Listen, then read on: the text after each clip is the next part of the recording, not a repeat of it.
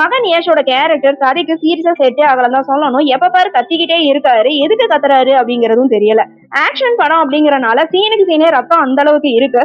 வன்முறையும் சண்டை காட்சியும் ஆபாசமும் கொஞ்சம் கண்ணு மூடுற அளவுக்கு கொஞ்சம் அதிகமாவே இருக்கு. படத்துல பிளஸ்ன்னு பார்த்தா சில வசனங்கள்னே சொல்லலாம், சில இடங்கள நல்லா செட் ஆயிருக்கு. அதுக்கப்புறம் ராஜுவோட கேமரா ஒர்க் அந்த அளவுக்கு சூப்பரா எடுத்திருக்காரு.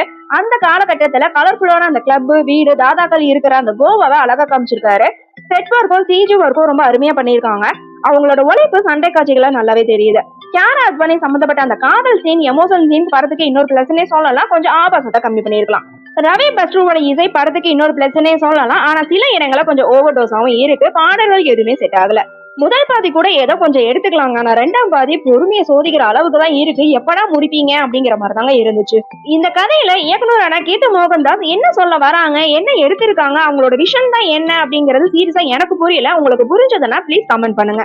இப்ப கூட இருக்கிற அம்மா, அப்பா, அக்கா, மகனை, காதலிய எல்லாருமே தவறாவே காமிக்கிறாங்க அப்படின்னா எந்த மாதிரியான மனநிலையில இந்த கதையை யோசிச்சிருப்பாங்க? படம் ஃபுல்லாவே யாரோ ஒருத்தர் செத்துக்கிட்டே இருக்காங்க, இல்ல அப்படின்னா யாரோ ஒருத்தர் சித்திரவதை அனுபவிச்சுக்கிட்டே இருக்காங்க. அந்த அளவுக்கு மனித உயிர்கள் ரொம்ப சீப்பாவே இருக்கிற மாதிரி தாங்க இருக்கு. படத்தோட பேர் மட்டும் டாக்ஸிக் இல்லைங்க, படம் ஃபுல்லாவே டாக்ஸிக் கண்டென்ட்டா மட்டுமே தான் இருக்கு.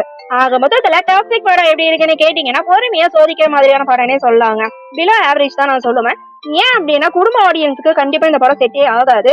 வன்முறை, ஆபாசம் நிறைஞ்ச படங்கள் பிடிக்கும் அப்படிங்கிறவங்களுக்கு மட்டும்தான் இந்த படம் செட் ஆகும்.